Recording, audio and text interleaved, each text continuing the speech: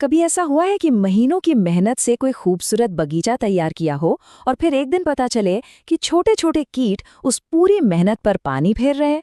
अब देखिए, chemical spray तो एक ऑप्शन है, पर क्या वो वाकई सेफ है? ये एक ऐसी उलझन है जिसका सामना दुनिया भर में किसान और बागवानी करने वाले लगभग हर रोज करते हैं। तो सवाल ये है कि क्या इस समस्या का जवाब खुद प्रकृति के पास ही है? क्या हम अपनी फसलों को बिना किसी केमिकल के बचा सकते हैं? चलिए, आज इसी दिलचस्प सवाल की तह तक जाते हैं और देखते हैं कि जवाब क्या मिलता है। और इसका जवाब एक ऐसे सोल्यूशन में छिपा है जो सुनने में तो बहुत अच्छा लगता है, कि वो पूरी तरह से नेचुरल हो, उसे बनाने का खर्च ना के बराबर हो और उसे कोई भी बड़ी आसानी से बना सके। है ना कमाल की बात? तो चलिए अब सीधे मुद्दे पर आते हैं। हम बात कर रहे हैं अग्न्यास्त्र की। और नहीं नहीं, घबराइए मत, ये कोई पौराणिक कथाओं वाला अस्त्र नहीं है, बल्कि खेतीबाड़ी में इस्तेमाल होने वाला एक बहुत ही प्रैक्टिकल पारंपरिक बायोपेस्टिसाइड है। तो असल में ये अग्न्यास्त्र है क्या चीज? इसको ऐसे समझिए कि ये एक तरह की अदृश्य बाढ़ है जो फसलों के चारों ओर बन जाती है। ये कीटों को मारता नहीं है, बल्कि उन्हें एक बहुत ही साफ मैसेज देता है, भाई यहाँ तुम्हारे लिए कुछ नहीं है, आगे बढ़ो।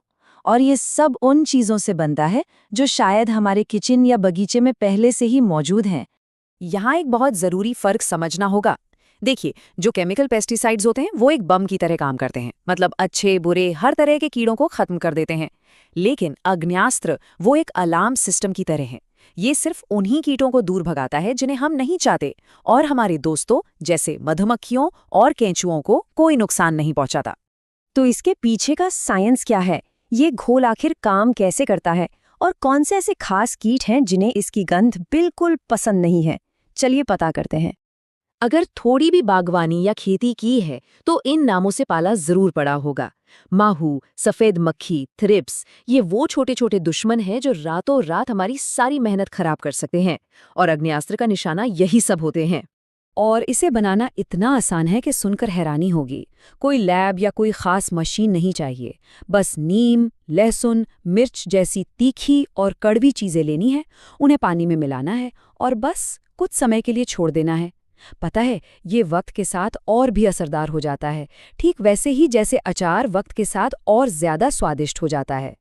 हाँ, एक बहुत जरूरी बात, जैसे हम कोई नया स्किन केयर प्रोडक्ट इस्तेमाल करने से पहले छोटा सा पैच टेस्ट करते हैं ना, ठीक उसी तरह इस घोल को पूरी फसल पर छिड़कने से पहले एक दो पौधों पर आजमा कर देख लेना एक अच्छा आइडिया है, बस ये पक्का करने के लिए कि पौधों को ये सूट कर रहा है।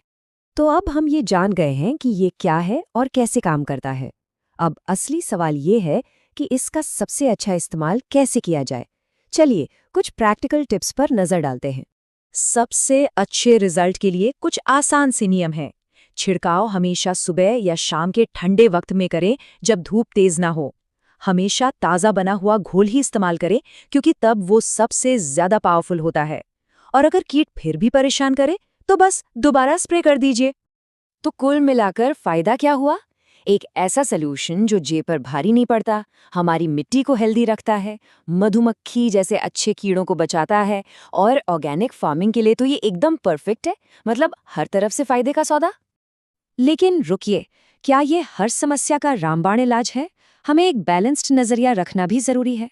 तो चलिए इसकी कुछ सीमाओं पर भी एक नजर डाल लेते हैं। ये बात साफ साफ समझना बहुत जरूरी है ताकि उम्मीदें भी प्रैक्टिकल हों। अग्न्यास्त्र कोई जादुई छड़ी नहीं है। इसको ऐसे सोचिए, अग्न्यास्त्र एक टीके की तरह है। ये रोकथाम के लिए, मतलब प्रिवेंशन के लिए बहुत अच्छा है। छोटे मोटे हमलों को भी ये आराम से संभाल लेता है। लेकिन अगर फसल पर कीटों की पूरी फौज ने हमला कर दिया हो तो शायद कुछ और भी करने की जरूरत पड़ेगी। ये एक जरूरी हथियार है, लेकिन हर जंग का अकेला जवाब नहीं। और ये सारी बातें हमें एक बड़े सवाल पर लाकर छोड़ देती हैं।